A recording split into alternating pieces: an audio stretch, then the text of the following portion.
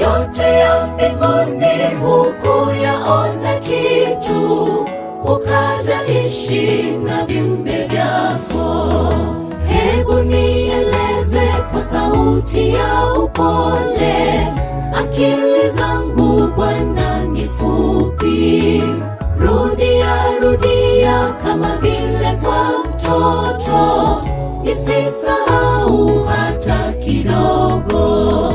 Hebu nieleze kwa sauti ya upole,